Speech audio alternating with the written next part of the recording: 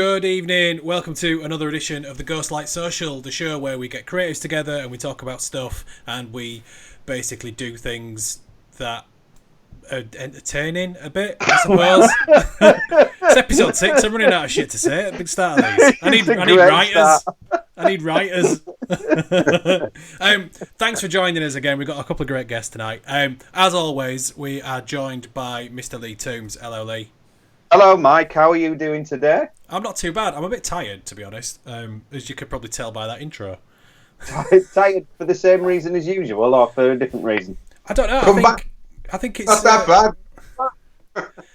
It's just, it's week 3, innit? Lockdown, and I'm just a bit meh. And I spent a little bit too much time on Fallout last night. Have you got a football shirt on?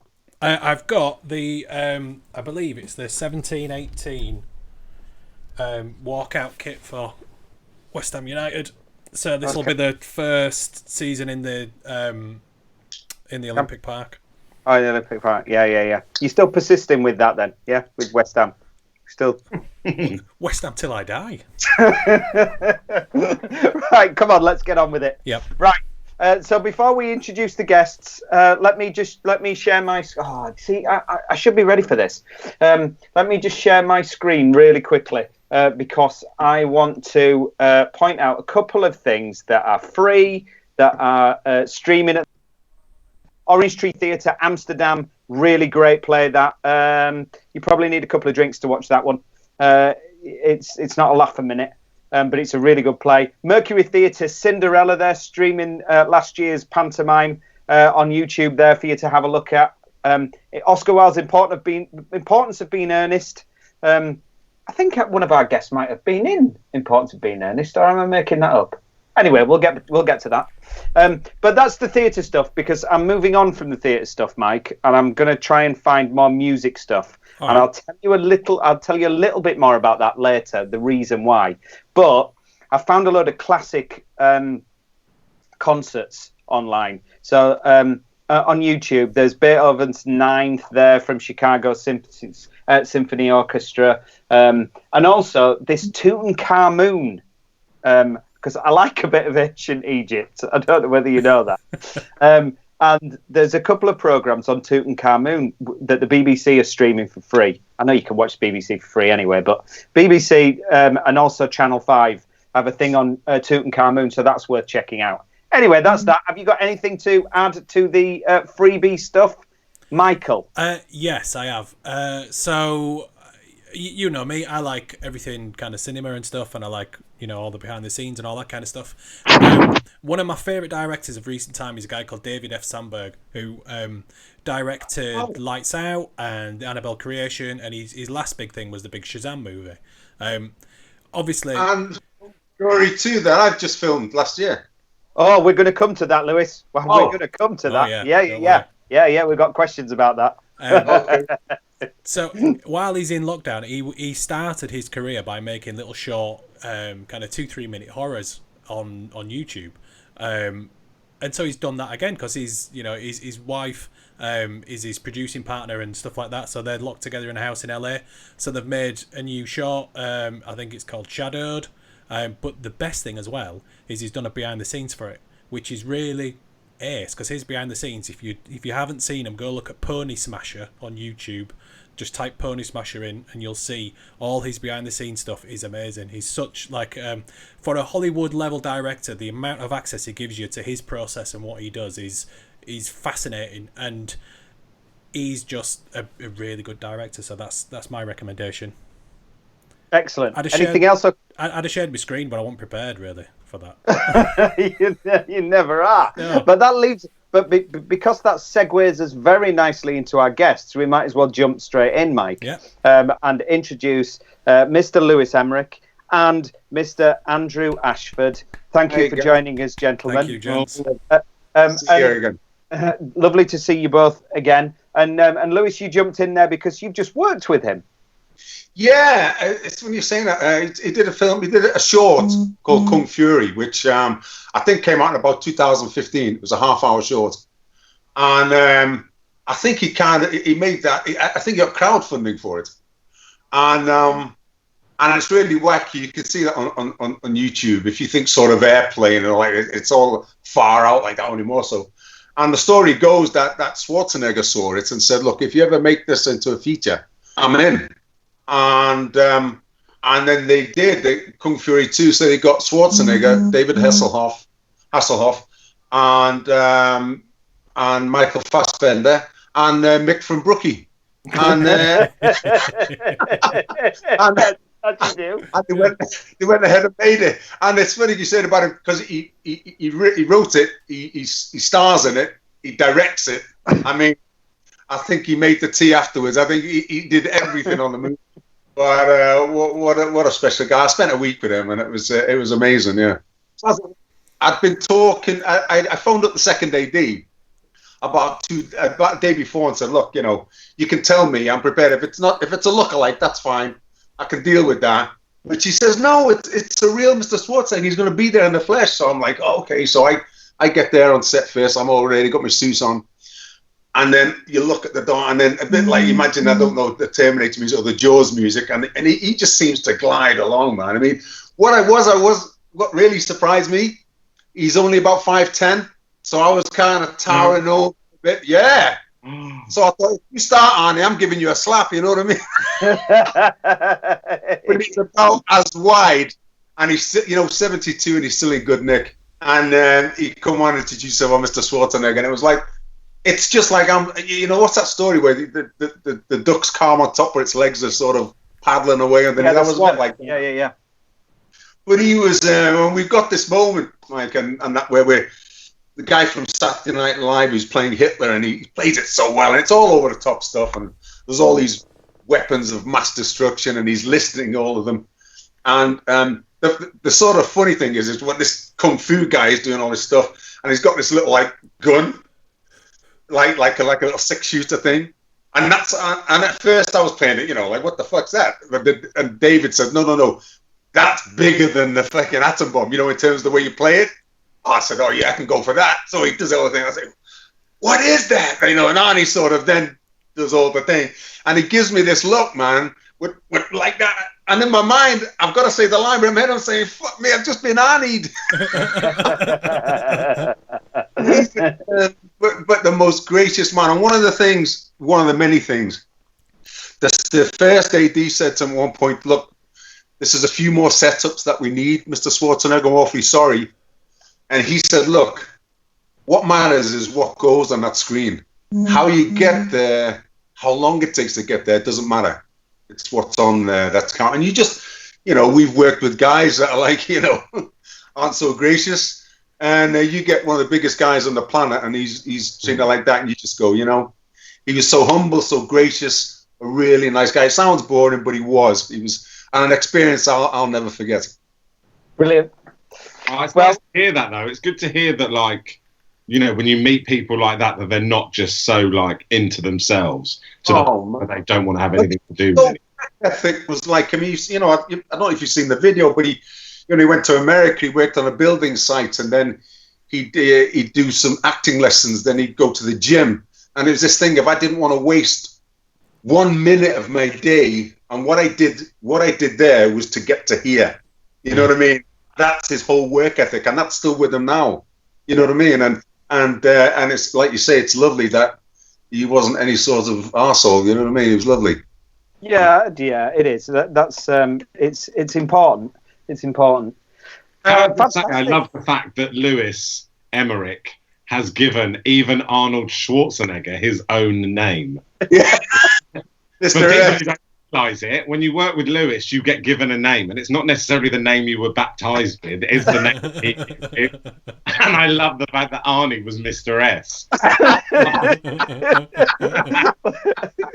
Yeah, I'm assuming that he just accepted it like the rest of us do when we get given our... He probably just didn't understand me, but he was like, yeah. Oh, brilliant.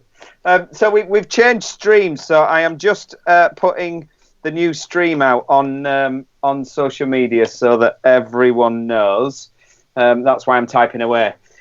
Brilliant. Okay, well, you've probably just answered one of my questions that I was going to ask you anyway, generally, which was, which is a little bit later on, but was your favourite moment in the industry. But I imagine that's probably up there.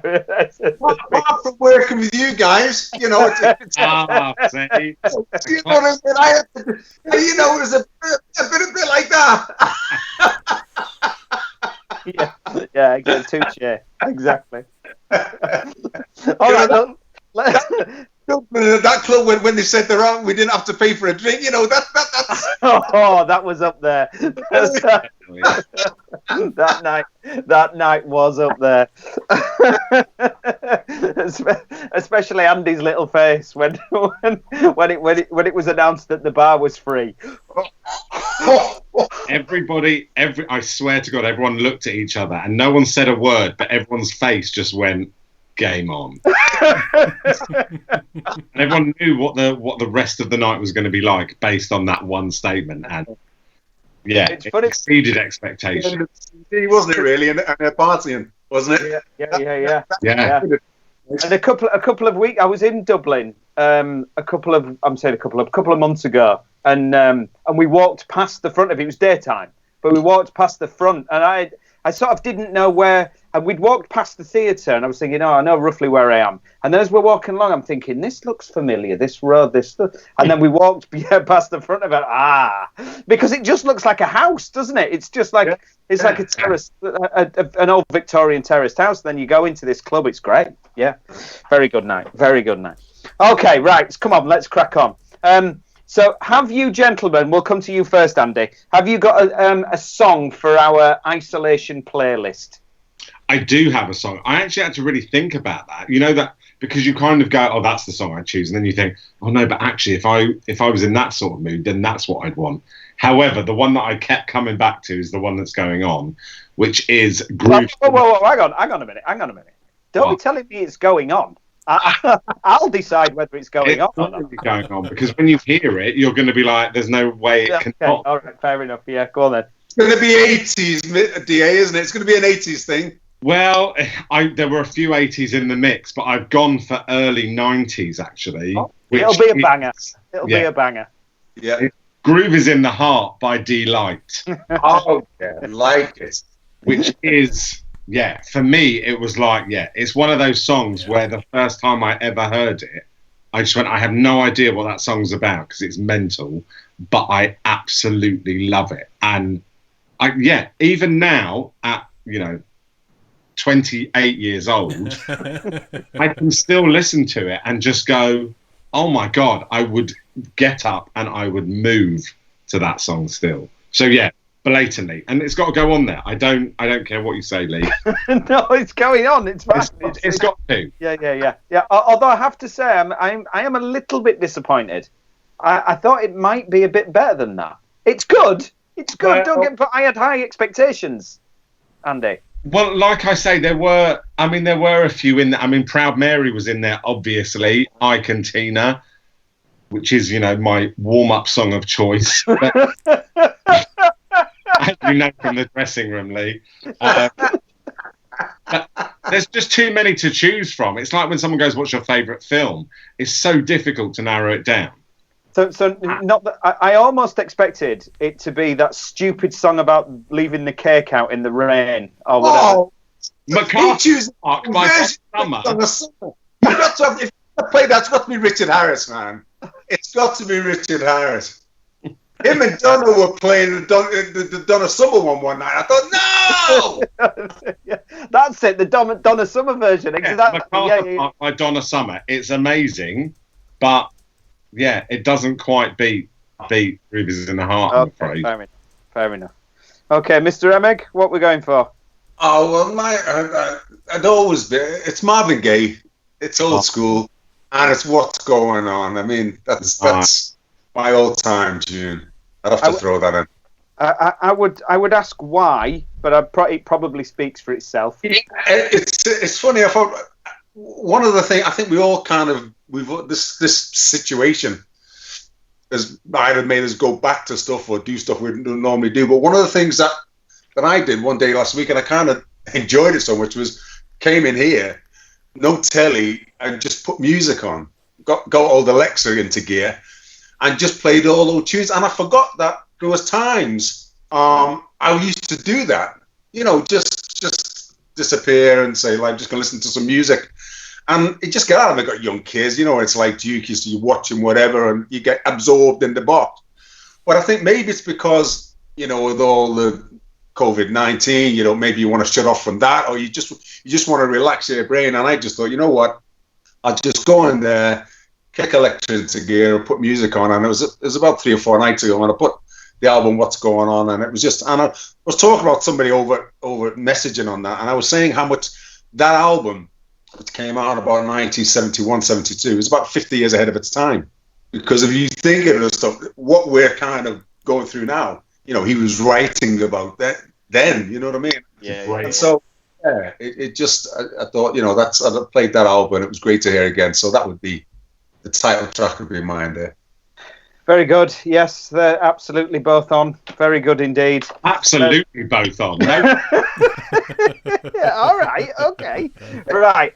Okay, then. Let's. I'll come back to you, Andrew. What's the most coronavirus thing that you have done since lockdown?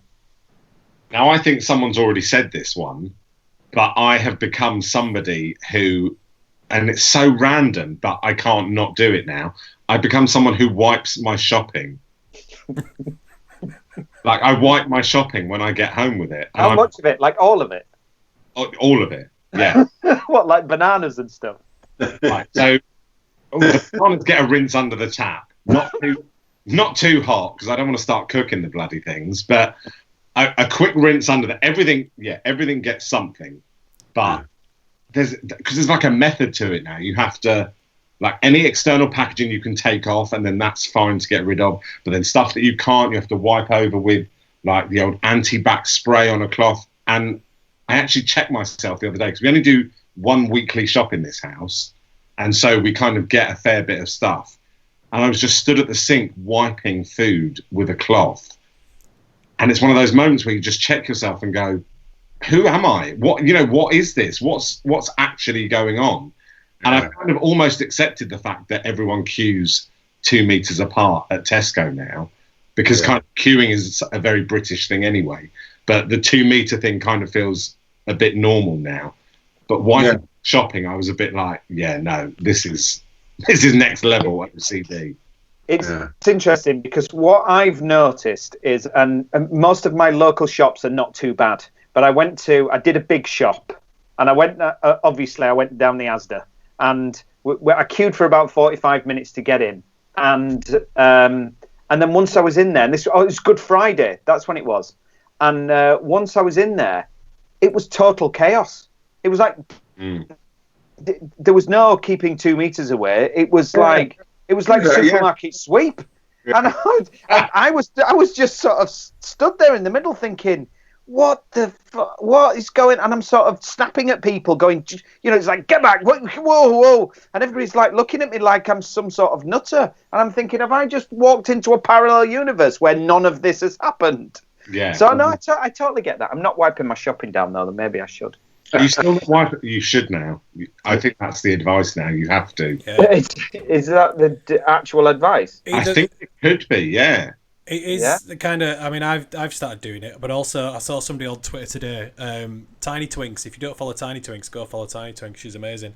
Her daughter, she's got like teenage daughters, and they had a knock on the door last night. I answered the door, and there was a bunch of flowers, some chocolates, and some stuff from one of their daughter's boyfriends. And she was like, oh, how lovely is that? Which I'm now going to leave on the doorstep for 72 hours so everything on it dies.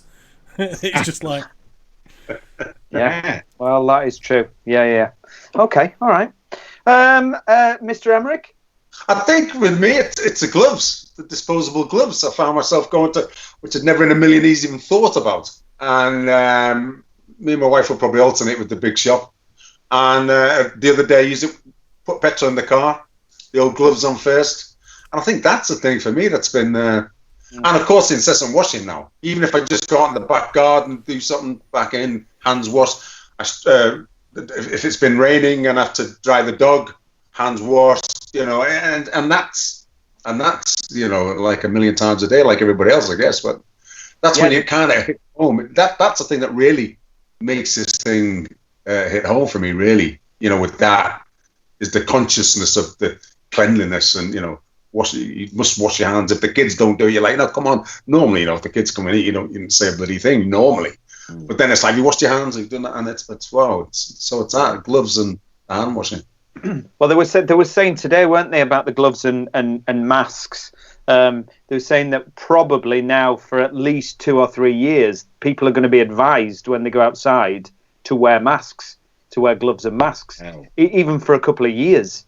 Yeah, Which you're just thinking, crikey. I mean, that is and I know you see that kind of thing, in China especially. That's been going on for a long time, hasn't it? And you see Chinese tourists. Tourists, yeah.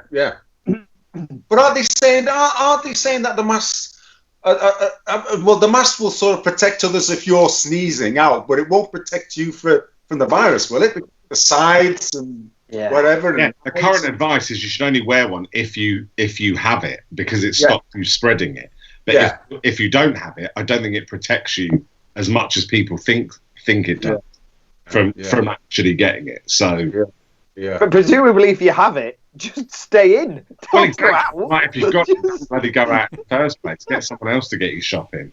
Because that was that was one of the points I was going to say. One of the biggest culprits when I was at the supermarket was people wearing masks and gloves. They seemed to think that they were immune to anything, so they could, because they had the gloves and the mask on, they could do anything. They could stand right next to you, they could touch you, they could, kind of move past you, brush past you to grab something. And you're kind of thinking, wow, but yeah. Anyway, July. Go on. I was going to say, just on the mask thing, I made a purchase on Amazon, not really as a protection from the virus, but just a protection from talking to inane people around me. So I've got one of these. And I just walk around the park with that on. Shades on. Anybody with a dog comes near me trying to tell me. With that now, can't you? By the time you'd have been arrested for wearing that, and now you can get away with it. I tell you, it's great. I won't lie, the other day in Tesco, the queue to get into Tesco, there was a man in a World War II gas mask. Oh my God. With the straps on the back and the big tube trumpet thing in the front, and he kept it on for the entire time he was there. Wow. And I couldn't get over it. I worried. I started worrying that he knew something I didn't, and that they were about to napalm my local area. Well, yeah, might be the only answer to getting rid of the virus. Who knows? But Donald Trump's on top of it, so we're all right. Yeah. Thank God for that. I mean, without him, what could we do? Okay. I can't even. Don't even get me started. No, I'm not. We're not going. We haven't got time. We haven't got time. Okay. I'll next question, Mr. Emerick. How many toilet rolls do we have in the house? We have a substantial amount, but I've got to say, I did not go loaded. You know what we did? Me and my missus decided, look, if you're out, pick up 4 if you can. You know what I mean? And if she's out, likewise. And we just did that when we could, because it really peed me off to see people loading up, doing all that stuff, man. It's like, we're all right, but we've, like I say, my wife nipped out before, she picked up 4, and and that's added to, and done it like that. But when you see people loading them up and putting them on, and you go, come on. I mean, if all else fails, man, you use your hand and wash your hands. You wash your hands anyway. When you've got the gloves. You know what I mean? What's I couldn't understand how many people. You imagine how many people, unless you've suddenly gone on health eating or whatever, eat pasta all the year round. I bet there's very few. And then suddenly, what are they stocking up on? Pasta. Come on, get a life, for God's sake. Oh man! Still didn't answer how many. Did you notice that? Well, I think his garage is full of toilet rolls. I've got to sit out here. It's all toilet rolls out of shot there.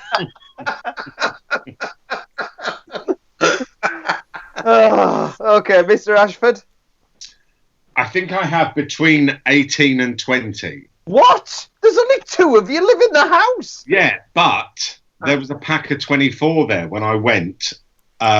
Not Friday just gone, the Friday before. So, and get this, they were on the top shelf right at the back. So the reason why they were still there was that nobody could reach them. So I saw it and I was just like, they're mine. I know they're mine. Some people couldn't even see them. They were up that high. So being a taller man, you thought you'd take advantage of people, like, rather than helping it down for a little old lady or for somebody who's only 5'12" like me. No, I stood on the little old lady to reach the toilet roll. So I needed like another couple of inches. No, I didn't do that. I absolutely didn't do that. No. But no, it was meant to be. It was top shelf, right at the back. I was like, they're meant for me because I'm the only one who can reach them. Right. So I did, and subsequently got a packet of 24 toilet rolls. 18. How many did you have last week, Mike? Did you have 18 last week? I can't remember. I think it was a high number. I think it was about 18, yeah. Because I think 18 puts you third in the leaderboard, Andrew. Well, let's say 20 then. Oh, well, 20. Okay, good. You want to be further up. Well, we did have some... stockpile them. That was one purchase. That's one purchase. Yeah, okay. All right. We did have somebody that had 55 toilet rolls. Oh, my... What are they eating? You know why that came around in the first place? Because there was a news report that said toilet roll was made in China, and when they got coronavirus, everyone went, the toilet roll is going to run out, and that's why people bought it. There's only the 2% toilet rolls that we get from abroad. Exactly. We get like one. Yeah, we only get a couple of percent of toilet rolls from there. I don't know if you know. Was it Martin Gibbons? No, it wasn't. It was Marvin, wasn't it? I think it was Marvin that said his theory was that Mr. Andrex had got on Twitter and sort of just started this rumor that the toilet rolls were going to run out, and now he's sitting pretty. Thank you very much. Not that he wasn't already. I'm sure he was. Good. Okie dokie. We'll stay with you, Andrew. How many monologues have you watched in the last 48 hours? Monologues? Yeah. What, like the vagina monologues? Well, if you like. I just mean on Twitter. You can't, on Instagram. Where do you watch monologues on Twitter? Yeah, have you not seen any of them? Or on Facebook? No. What, you mean like just people ranting or like actual monologues from a show? Actual monologues that people have written and other people are doing. Have you not seen any of them? Yeah, no, quite a few. Yeah, no, I've been watching like a couple a day. No, you haven't seen any, have you? I didn't even know they were a thing. What? Okay. People... How do I find it? Is there a hashtag? I'll copy you into some.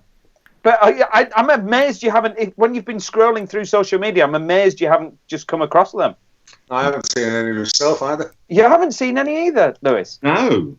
Oh, okay. I've been trying to limit my social media access because I find it quite, toxic.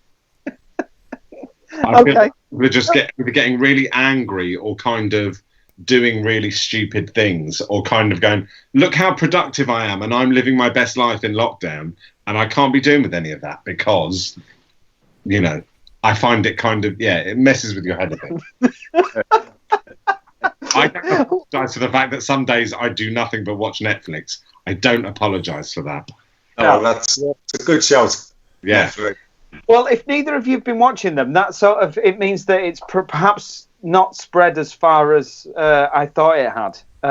What is it, like monologues for lockdown or something? Is it all based? It's that sort. It's the sort of thing where the actors are kind of going, "Oh, I need to do stuff," so they're sort of doing monologues, and writers are writing them, and they're doing them, and I think I had been accused of belittling it, and I'm really not belittling it in the slightest, because I totally get that people need to be creative and need to do stuff, but.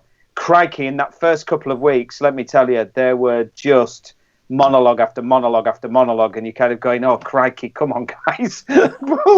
Give us a break. I think that you've single-handedly put an end to it. With you every week coming on here going, oh, man, I've seen 25 monologues. No.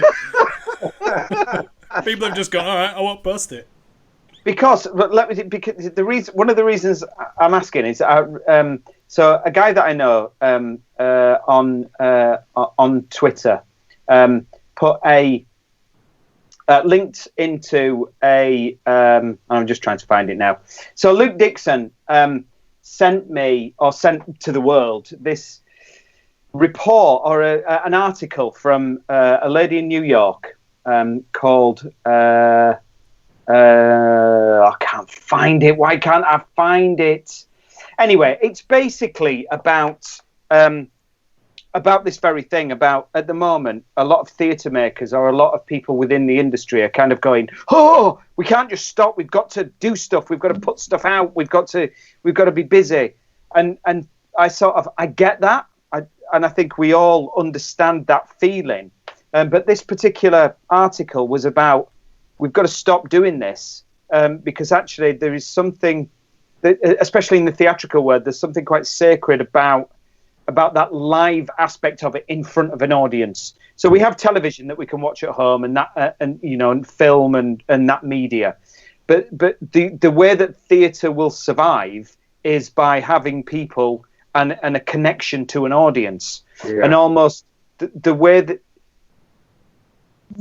It's difficult for me to paraphrase when I haven't got it. I can't find it, and I'm not going to spend ages looking for it. But I have tweeted it. But it was sort of this idea that if we're doing these things, we're putting them out on social media. Who are we doing them for? When we make theatre, when we make things, we're doing it for an audience. Now there is an argument to say, well, on social media, you're doing it for an audience. I get that. But her point was. That actually, from the point of view of a building, we can spend millions on buildings and we can build things, but actually, the art or the theatre that is made within those buildings is done by the creatives for a collective audience. It's not about the building. If I've made any sense there, I would like your opinion on that, which sort of follows into what you think the industry will look like when we go back.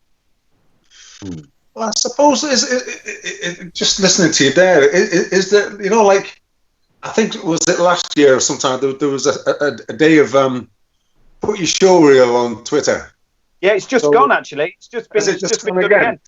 Yeah. So because we're feeding more and more into this now, I suppose the danger could be if that becomes out, then people might start thinking, well, if I'm getting it on there, because you get used to stuff. You get used to, if I can click onto this and see somebody's putting out a big monologue or whatever like that, then, I don't have to pay for it. I can, and I don't know. It's when you first said who we're doing it for, my first reaction was I'm doing it for myself because I want to show, I want to show off basically.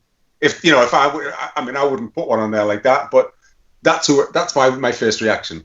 Somebody's putting that on and showing off, saying, "Look, this is what I can do." And if anybody's out there, you know what I mean. Anybody business, I produce. If you, by the way, have a look at me, and when this is all over, you know what I mean. Yeah. So I don't know. On the other hand, I get that we're fidgety.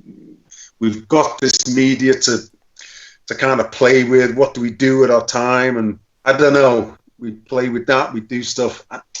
I don't know. It's a tough one because we're in an unprecedented time. During the Second World War, they didn't have this kind of stuff. I mean, they sung songs and cracked jokes and whatever to the thing. Now we've got Twitter and things to kind of vent, do whatever, show off, do whatever we want to do and put it out there. And in some ways, it still keeps us connected. So I get that point of it, you know what I mean? Because we're kind of shut away. But whether long term it would be a healthy thing in terms of theatre, or you know what, it might just be one of them.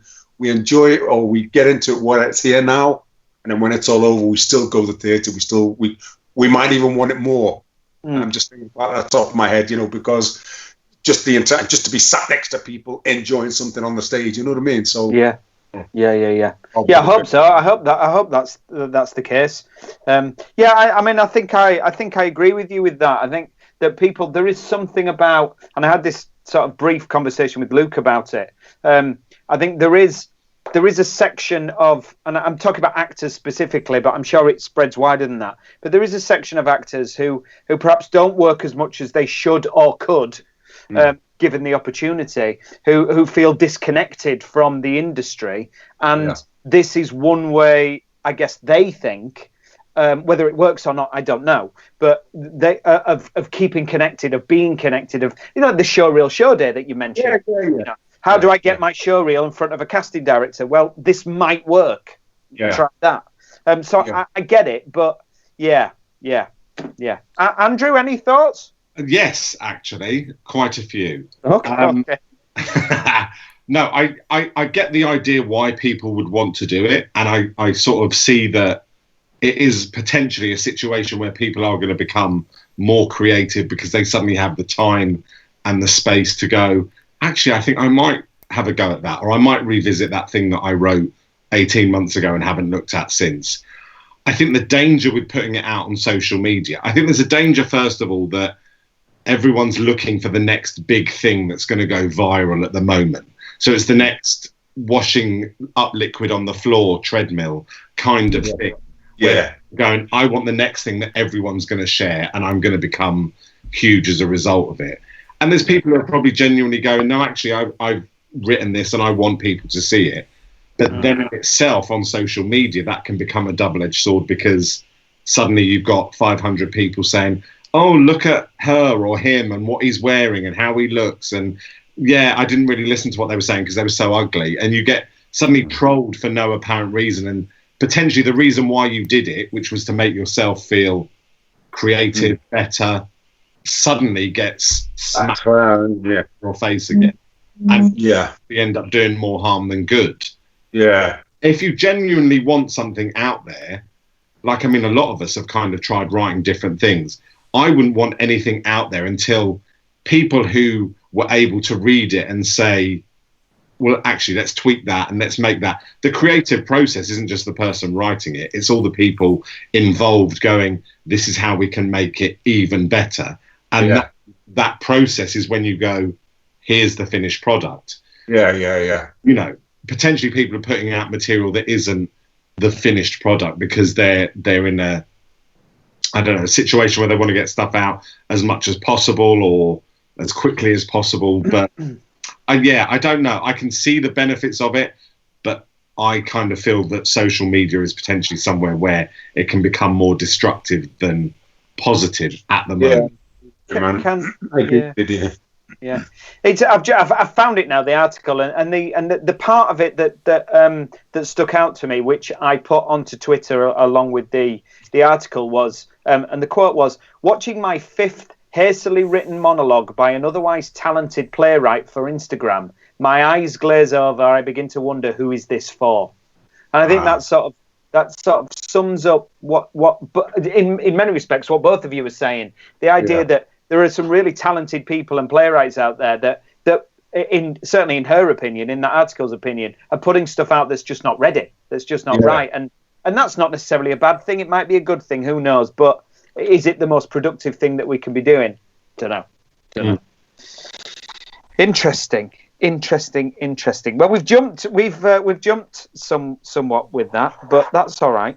As for where the industry is going after this, which I know is part of your question, I just hope it becomes a bit kinder and a bit more welcoming to everybody, because you see a lot of people now, a lot of theatres, a lot of casting directors, a lot of big actors, all talking about us freelancers. We all need the chance. We all need to be supportive. We all need this. And it's like, but don't forget about all of those people who literally have nothing and are starting out and trying to get somewhere. Let's remember that there are this many of us, because everyone keeps going on about how many of us there are and that are all being deprived of opportunities at the moment. Well, let's remember that afterwards and not just go to our go-to people for have this job, have this job. Do you know what I mean? Yeah. Good shout, man. Good shout. Yeah, it's difficult. Yeah, it's difficult, isn't it? Because the industry is already oversaturated massively, and the fact is that there are so many of us out there that there just simply isn't the jobs for everyone. So what do you do about that? And it's difficult. I think it is difficult. And also we had Marty Gibbons on, and we were talking about casting and stuff like that. And it's very difficult, isn't it, that as a casting director, if you put a job out on Spotlight and you put it to everyone, and you get 6,000 applicants to a single role, how on earth do you whittle that down? How do you? Because you can't. There's no way that they possibly have time to give every single one of those people the attention that they probably deserve. And so there's always, yeah. And I guess you're finding now is that a lot of theatres are starting to go. They're thinking ahead for like maybe their panto season, because that's potentially going to be the first season that they can actually plan for, and saying, crossed. Well, yeah, absolutely. But saying, so we're going to do online auditions. So send us your audition. So they're going to have masses of submissions, obviously. Yeah. They're going to have to find a way around that. So maybe they can just, I get what you're saying about the 6,000 people applying for it, but they're hopefully going to find ways to maybe sift through it and maybe take a few more than they would have before. Maybe just be a bit more aware of the other 5,850 and not just the 150 that they look at. Yeah. No, absolutely. And possibly that they start looking, especially the regional theatres, look a little bit more that when they're producing at the people that are in their immediate vicinity. Absolutely. And it still amazes me that massive production houses that are based, in the north, and we could name hundreds, that still feel they have to go and audition in London. I'm not saying don't audition actors from London, but why wouldn't they travel to you? You're a big producing house. If you said we're having auditions on the 15th of November. We'd like you to come at 10:30 or at 1 o'clock. Like we have to. And I'm saying we. I mean, I know you're based down there, Andrew. But I travel down to London, and I wouldn't. If I wanted the job, I'll go down and I'll travel and I'll do the audition. Likewise, I'm sure if you lived in London, you would travel to Leeds or to Manchester or wherever. If you, Leeds, but Manchester definitely. Brilliant. Brilliant. Not bad. But let's hope so. Anyway, look, we might come back to that in a little bit in a moment. But alcohol. That's my next question. Don't touch it. Never touch the stuff. No, well, you've been better at the alcohol, haven't you, in recent years? He's drunk. DA, you've drunk more now in this last whatever since I see you drunk all. That's apple juice. So what's going on here? Certainly, the second half of the tour, he never took a drop. The second half of the tour, yeah, you're right. I did very much go teetotal. But yeah, you can't argue with a lockdown. There's. I literally feel like I have to do my bit now, and that's by having a couple of drinks, every now and again. I've tried to be good and have like Wednesday maybe, and then a weekend, like 2 nights where you go, okay, I'll have a drink. But then not the other. I thought you were going to say the other way around. I'm the other way around. 2 days where I don't drink. So give me a number then. In the last 48 hours, how many units? 40. Does that mean that includes Saturday night? Yes. Yeah, it probably does, doesn't it? Let's say 16 units. So a unit is half a pint, isn't it? Yeah. A small glass of wine, or a single shot, a single measure. Yeah, I stand by 16. Okay. I've literally had like 2 cans here. Like, this is my second can. What is it? What is that? Is that a 2-unit can or a 3-unit can? Oh, I don't know. It's a French beer. 3. Made in the 16th century. 2.2 units in a can. 2.2. Okay, so you've had 5 units then tonight. Yeah. I stand by 16. I think. Lewis, how are we doing on the rum? I've done all right. I only had a bottle of red on Saturday night, and that was it. Oh, very good. Very good. See, that discipline there from Mr. Emerick. Discipline. It's discipline. It's discipline of being. It's a missus with an iron fist, and you have to hide the booze. not on the Jack Daniel's honey, then. Oh, well, I did get a bottle of cane in about 3 days, man. It's funny if I got blood. You talk about alcohol there. I got blood about 3-4 weeks ago, because my missus is one of them. She sips, man, and she's like she got bought about 3 or 4 bottles of gin, different flavored gins, for her birthday last year, July, and she would just take a little sip, and it's like that. And I don't normally like gin, but then I looked in the cup and I thought, you know what? She's not going to miss it. I'll just well, it went down quite well. So the next night, and wouldn't you know it, man? It's about a couple of weeks after, man. She's like that. She says, "Where's my gin gone?" I said, "She don't even drink it." I said, "What do you mean?" I said, "You must have drunk it." She says, "Ah."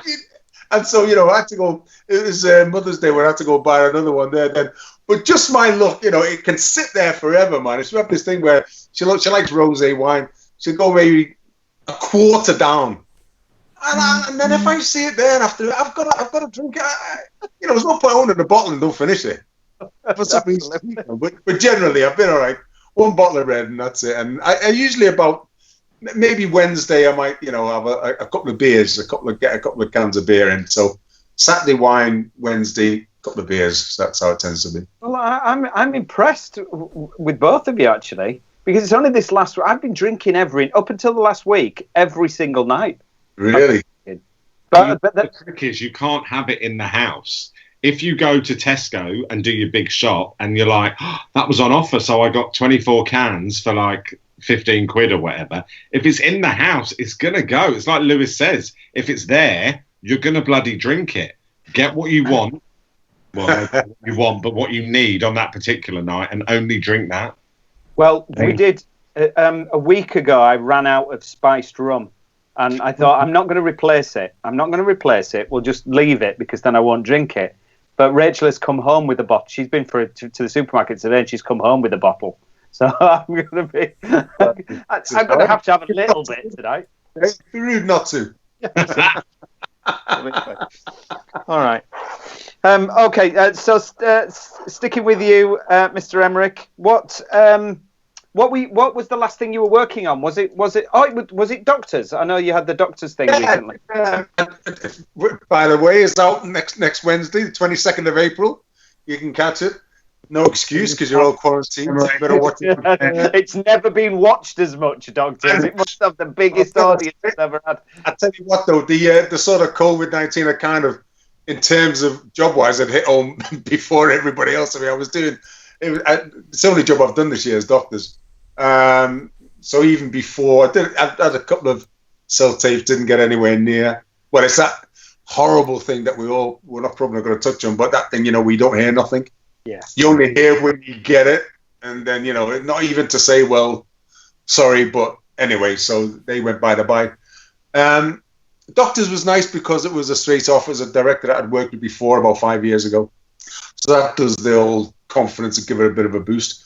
Yeah. But so it'd been, but I filmed that in, I think it was February, I think. We filmed that. And your old pal, wasn't it? It was with your old Glaister, who played Patricia Farnham, and we're playing man and wife in this, and it was great to meet up with an old mate. And you must have done Doctors. I mean, it's really quick and all like that, but they're great little stories. You go in as a guest, and you get a nice little bite, and it's great little stories. The days filled out, they knocked them out, but. Nice production values. I think it's the 4th one I've done since 2002, and I enjoyed it. A couple of days on it was nice, yeah, and I'm looking forward to seeing the end product a week on Wednesday. Yeah, they're a nice group. They're a nice group. Oh yeah, yeah, really nice. Good. So when did you do the film then with Mr. S? With Mr. S was September, October. It was one. I had a magical 2 weeks because I had the week with Mr. S, came back, and so how do you sort of follow that? You follow it by spending 2 days filming with the delightful Siobhan Finneran. And the other one, which is also stars Rebecca Front, it's been delayed on transmission because of all this. I don't know if you ever saw the pilot, went out in 2017.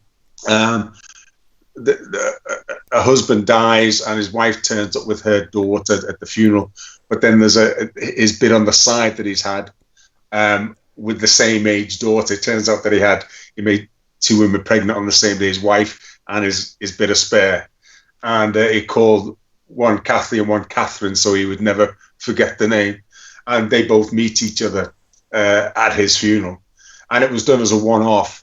They liked it so much, and they've done a series with 6 episodes. So I guess starred in the 3rd one with Siobhan, and that was great. Yeah, so that was a great 2 weeks of my life last year. Fantastic. Not a bad 2 weeks, to be fair. No, not a bad 2 weeks at all. Very good. Andrew, I don't think it was on air, but we were chatting about Jeeves and Wooster, because that's what you were doing before we locked down. Tell us a bit about that. Indeed. So yeah, I was doing the national tour of Jeeves and Wooster in Perfect Nonsense, which was a co-production between 2 very lovely theatres, the Barn in Cirencester and Chipping Norton Theatre. And yeah, it was really good fun. I mean, it's a great show. It had been on in town for a few years, a couple of years back, and it had won an Olivier as like best new comedy, I think. It was a great show, and it was a lot of fun. And it was sort of at that stage of the tour, as you know, where you're sort of a couple of months in, everything is running really nicely. You can start having a bit of fun with it, and really keeping it sort of fresh and stuff. And then all of a sudden we got this sort of news that, actually this sort of coronavirus thing that was all the way over there in China might be something that we have to start thinking about. And as I said earlier, our target audience were obviously people who would remember Jeeves and Wooster, so they're going to be of the older age bracket. And so, yeah, then as soon as we realised that was on the cards, we could sort of see the writing on the wall. The theatres were great, and they were looking after us well and saying, we're going to go for as long as we can, and we really want to continue with the show. But then as soon as we had that announcement from Boris, as you all know, it's kind of sounded the death knell for the industry for the foreseeable future. And when did you start? When did it start, the tour? So we started rehearsing in January, and we went out on the road in probably halfway through February, I think. Yeah. Because there were already whispers then, weren't they? Because I remember whispers when we'd finished at Oldham Coliseum. Before lockdown happened, but I remember in the last week, I think everybody's saying everything's going to be shut down. You just lose track of time, don't you? So I was just interested. You were saying that people started talking about it, but the theatres were really good about it. Yeah, and I think it depended on the size of venue. That obviously you knew the big venues, the sort of 1,000, 1,500 seaters, were going to be the ones that probably were going to have to close. But then you sort of kept hearing conflicting things about different countries saying, okay, so gatherings of sort of a few hundred are fine, but anything over that we're going to stop. And so some of the places we were going to weren't going to be seeing many more than that anyway. So you sort of thought, well, actually, this could still possibly continue.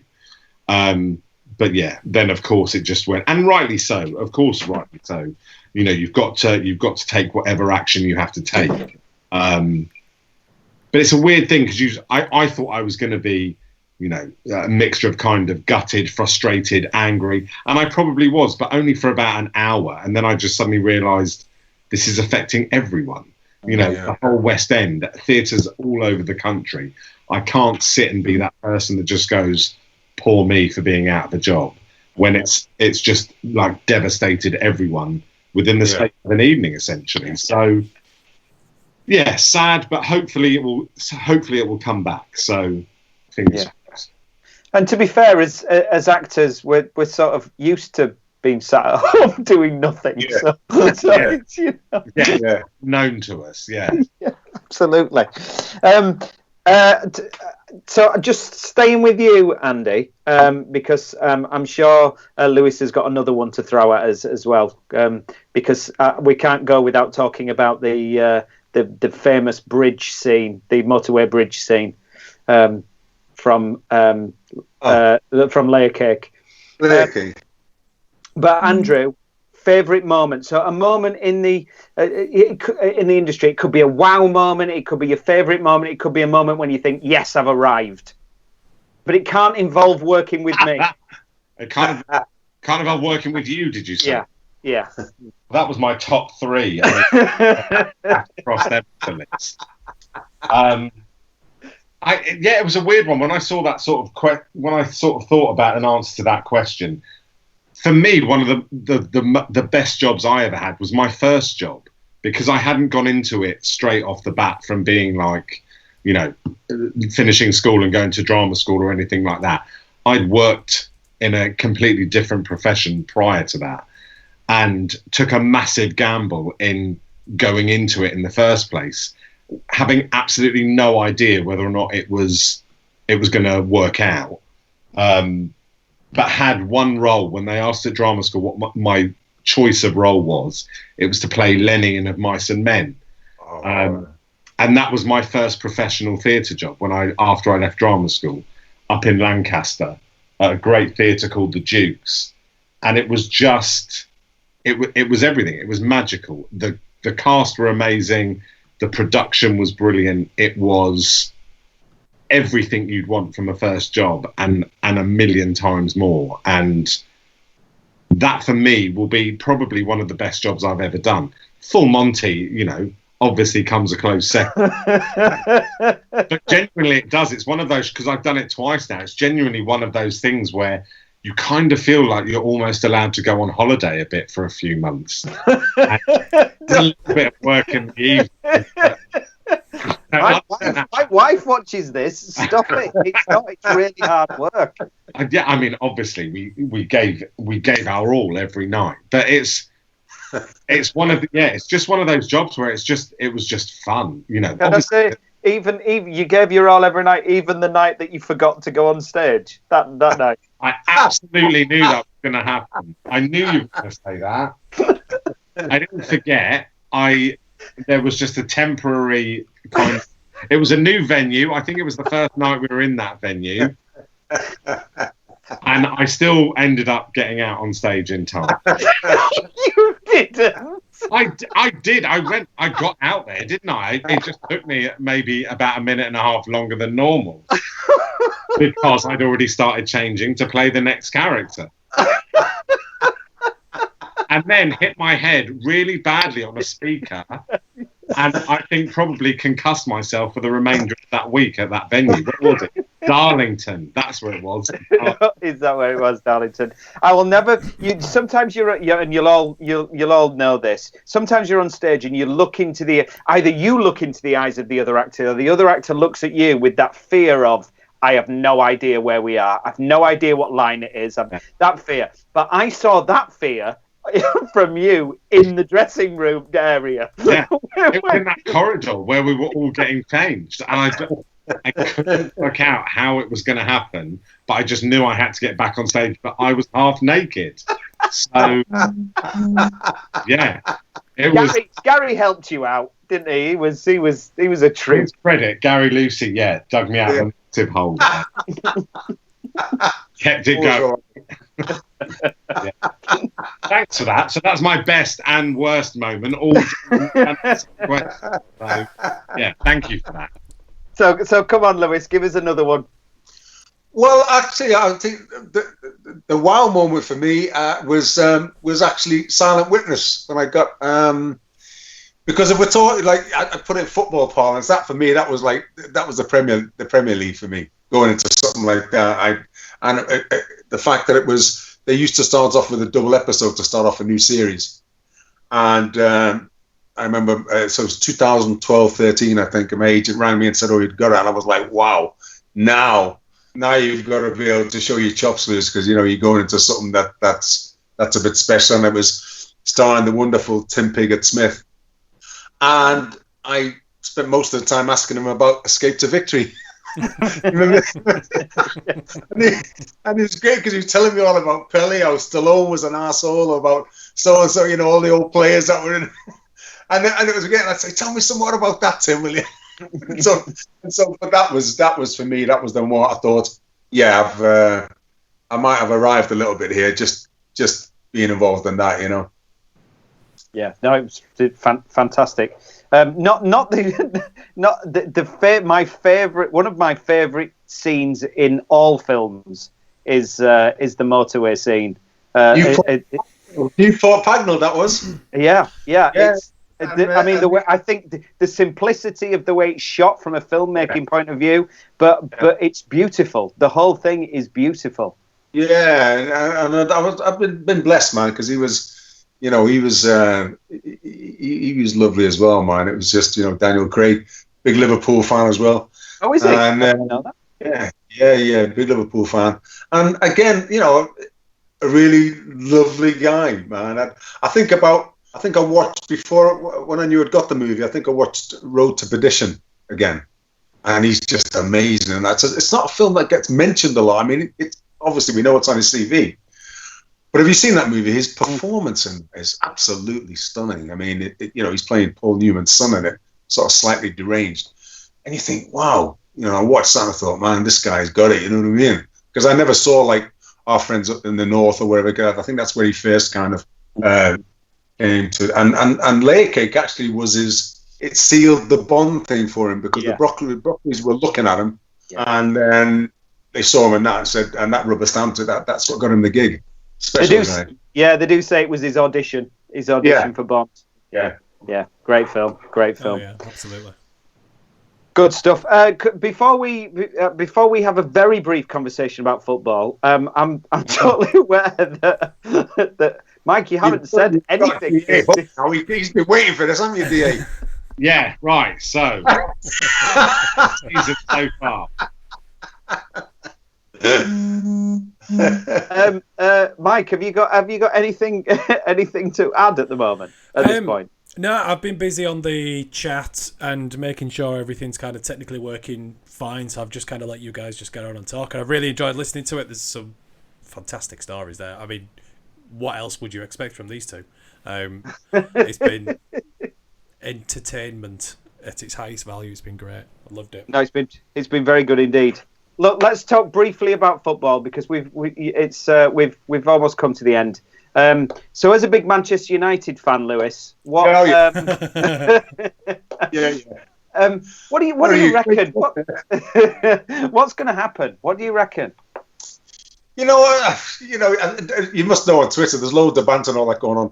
But you know something, I can honestly say I've not really given it a lot of thought because because you get all embroiled in this situation because everywhere you look it's there, and then you've got kids as well, so that's your focus is all on them, and so I'm not bothered really. It's like if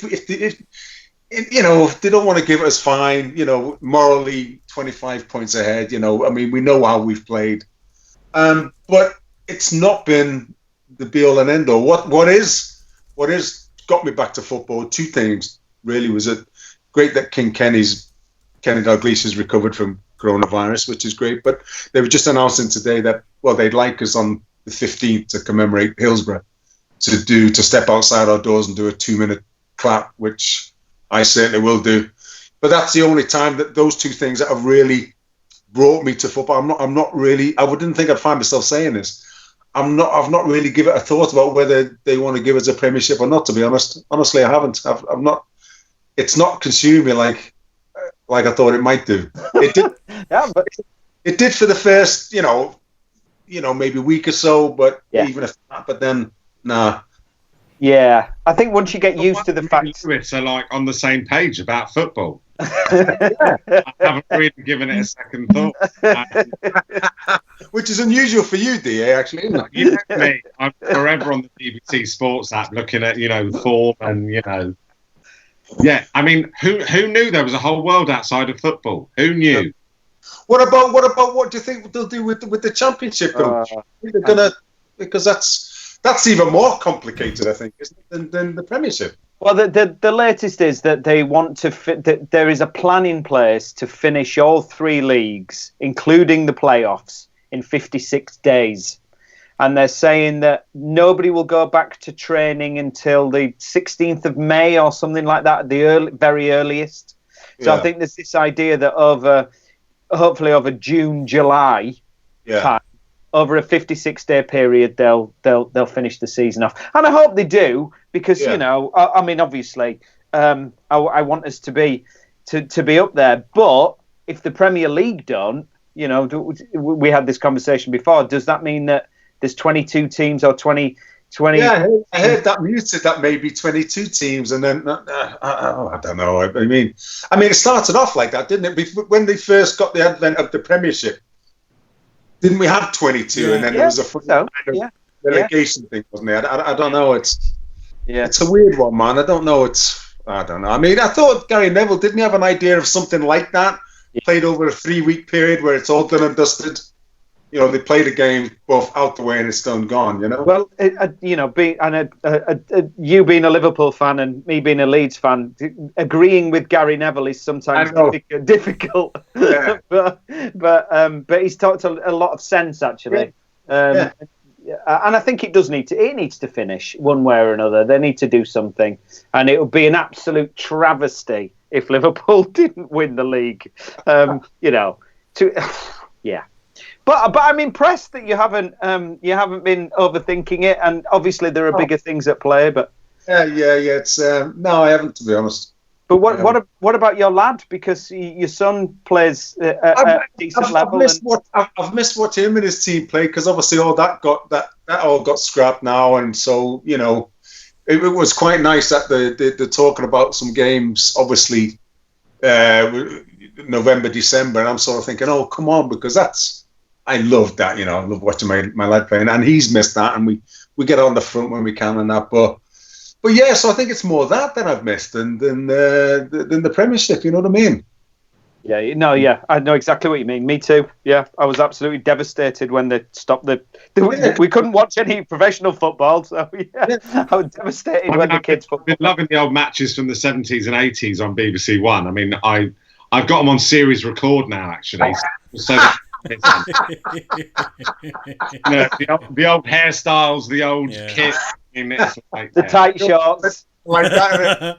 Is at half time? Yeah, no, it's the bygone era. Yeah, glory days. Right, look, gentlemen, thank you very much for joining us this evening. It's been an absolute pleasure catching up with you. Much love to you both.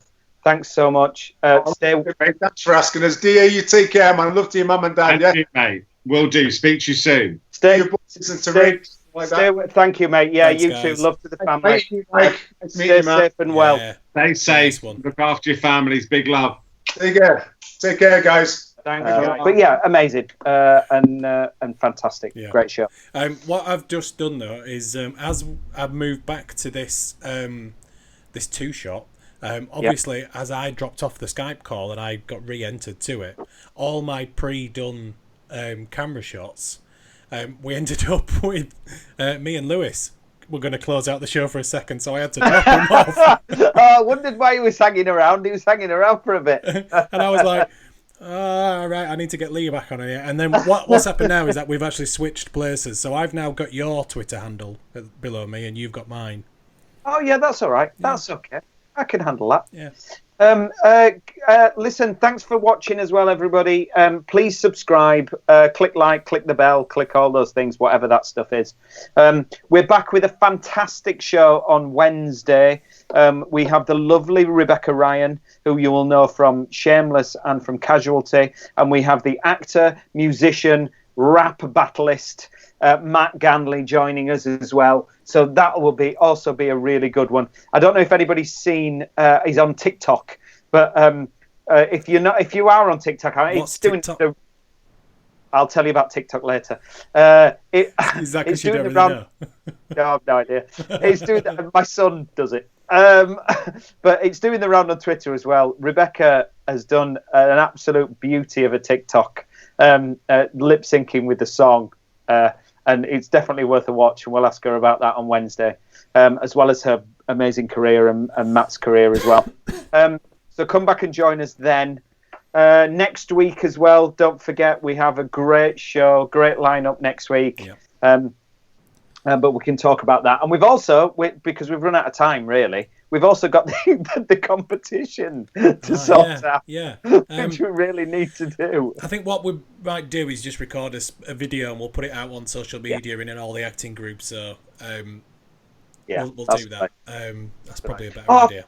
I forgot to tell Lewis that Rachel, although it's in a Christmas glass, Rachel delivered me, my good lady wife. She delivered me a little tot of rum. I did see that creep in to shot. I was going to make reference to it, but then I thought, nah.